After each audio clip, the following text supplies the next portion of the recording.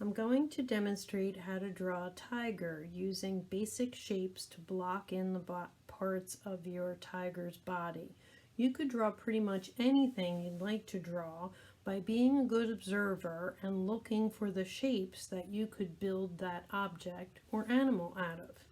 If it helps you, you could look online on the internet, in a book, or in some calendars to find some pictures of the animal that you'd like to draw to use as a reference guide.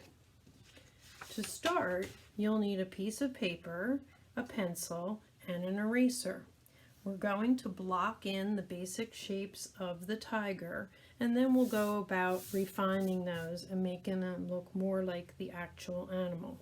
So I'm going to start with an oval for the body of my tiger. I'm going to add a circle for the head, another circle for the snout.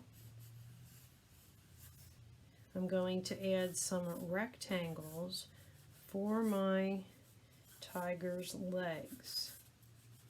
Even though part of the rectangle will be behind the tiger in some parts, I'm going to pencil in the entire rectangle so that I get my legs about the same size. Next, I'm going to add some ovals for the paws, some triangles for the ears,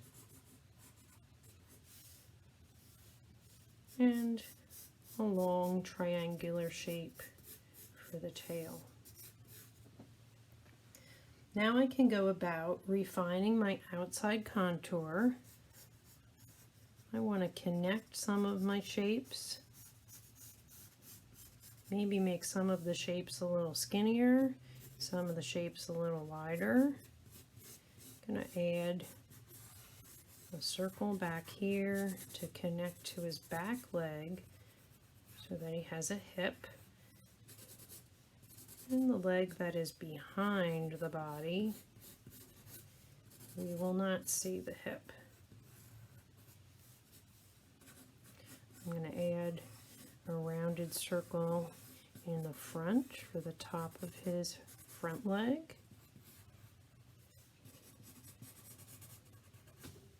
And I'm going to connect the body in front. Now when we go to add the details for the face, we're going to add the nose at the top of the circle, basically a triangle, with the mouth coming off of that, and we're going to add two football shapes for the eyes. And inside those football shapes you can draw a circle and a dot or a line. I'm going to draw the inside of the ear,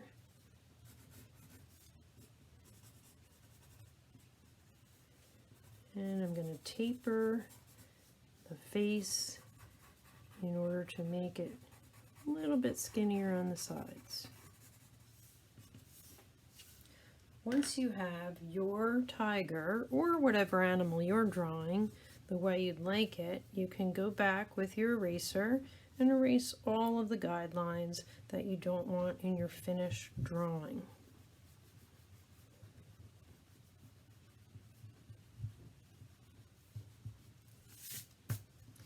Before I talk about how we're going to color our tiger, I wanted to show you some diagrams of how you could draw your tiger in some different positions.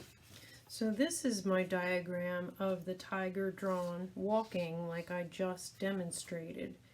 Notice that the black traced shapes are the ones we started with for our first part of our body. The red shapes are the ones that I added, and the blue details are what we'll add later when we color. You might not want your animal walking, maybe you want your animal sitting. So think about how that's going to change the position of those shapes that you choose for the parts of your animal.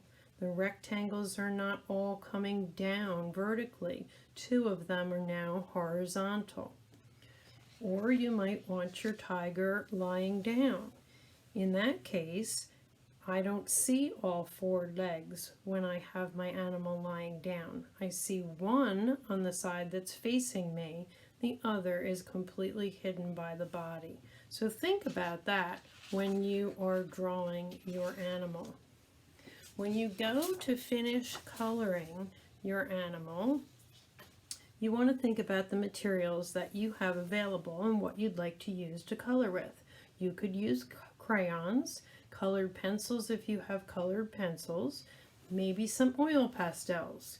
I colored in my tiger using 3 oil pastels. I have a mustard yellow, a reddish brown, and a dark brown.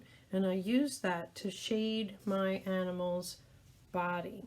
So I have the lighter mustard color yellow in the areas of the body that would be sticking out the most or closest to the sun, so that they would have a little bit more of a highlight in them. My parts of my body that are either overlapped by another portion or that are on the underside of the animal, I can use some of my dark brown color to shade.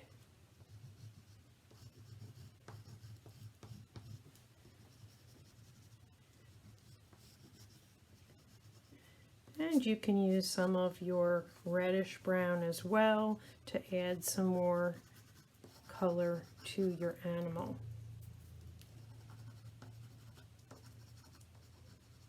And finally, when you get ready to add some details, you might want to use a black oil pastel or crayon to add in some of the stripes on your tiger. Think about the direction that those stripes would be in. They're not all going to be going the same way. So there again is a good place to use your visual references, either from the internet, from a book, or from a calendar, to help you have something to show you how you're going to put in those details. And then finally, to finish off your drawing, you might want to add some scenery to your picture to show where your animal is. I've made my tiger have a mountain scene behind it with a river and some rocks and some grass. So think about where you'd like your animal to be and enjoy yourself drawing that scenery. Really try to give it a lot of detail so it looks really realistic. I hope you enjoyed that. I can't wait to see what you come up with.